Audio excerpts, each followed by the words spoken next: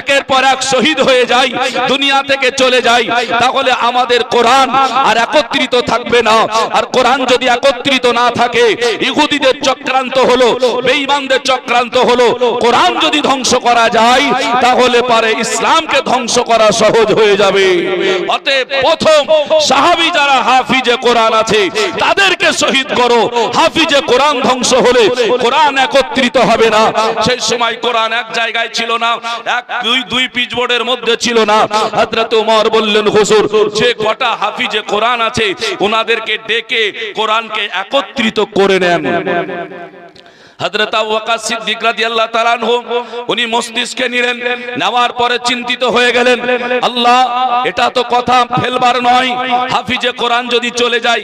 বাস্তব এখন যদি আপনাকে মনে করি, আমাদের ভারতবর্ষে যদি কোরআন ছাপা বন্ধ হয়, ভারতবর্ষে যদি কোরআন আনা বন্ধ হয়ে যায়, তাহলে এই কোরআনকে জিন্দা কে রাখবে বলুন? এদের দরকার হবে, এদের দরকার হবে। তাহলে হাফিজে কোরআনের প্রয়োজন। হযরত আবু বকর সিদ্দিক রাদিয়াল্লাহু তাআলা আনহু উনি বললেন, কথাটা ফেলবার নয়, কথাটা বাস্তব। সেই সময় যদি এই দুই পিচবোর্ডের মধ্যে কোরআনকে একত্রিত না করতে পারতেন তাহলে হয়তো ইসলামটা আমাদের শেষ হয়ে যেত। আবু বকর সিদ্দিক রাদিয়াল্লাহু তাআলা আনহু সমস্ত হাফিজকে ডাকলেন, বলে তোমরা আজকে এখানে বসে বসে কোরআনকে একত্রিত করো। সমস্ত হাফিজে কোরআন যিনারা ছিলেন একত্রিত হয়ে বসে সমস্ত আয়াতগুলোকে একের পর এক সবাই মিলেমিশে এক জায়গায় কোরআন এনে আমাদের সারা বিশ্বে মুসলমানের ঘরে ঘরে আজকে কোরআনগুলো পৌঁছিয়ে দিয়েছেন। আর সেই কোরআনের মাধ্যম দিয়ে নবী আমার ভারতবর্ষে আসেনি, বাংলাদেশে আসেনি, পাকিস্তানে আসেনি, ইরাকে আসেনি, তুর্কিস্তানে আসেনি, আমেরিকাতে আসেনি, আফগানিস্তানে আসেনি, চীনে আসেনি, কিন্তু রাসূলুল্লাহ সাল্লাল্লাহু আলাইহি সাল্লামের দেওয়া কোরআনটা সারা পৃথিবীতে মুসলমানের ঘরে ঘরে পৌঁছিয়ে গিয়েছে। তার একমাত্র কাজ হলো হাফিজে কোরআন। একটু জোরে বলা যাবে না? যদি হাফিজে কোরআন না থাকতো তাহলে এখানে করে হয়তো কোরআন আমাদের আসতো না। এর জন্য হাফিজে কোরআন প্রয়োজন।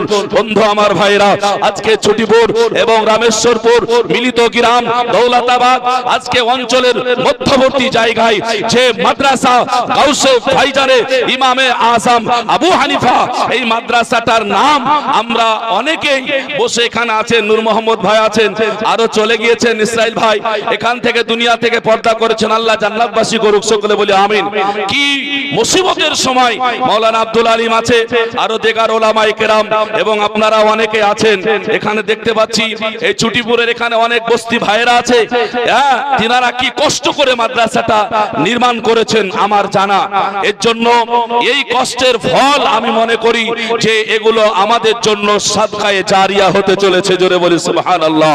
তাই হাফিজে কোরআনকে দর্শন করুন। আর আগামী দিনে আপনার সন্তান কি করবে?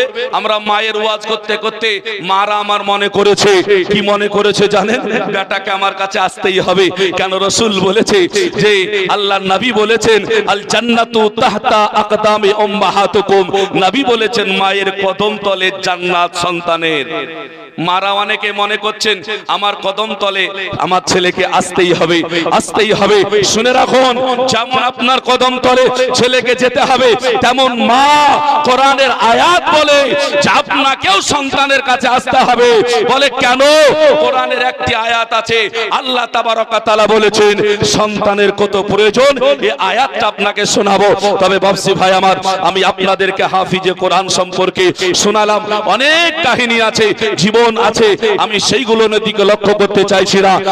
শুধুমাত্র ওনাদের আপনার গায়ে পাগড়ি পরিধান করাবো এখনই। আপনাদের মাদ্রাসা শিক্ষক মন্ডলীকে বলবো আপনারা হাফিজ সোয়াইব থেকে জুব্বাটা অন্তত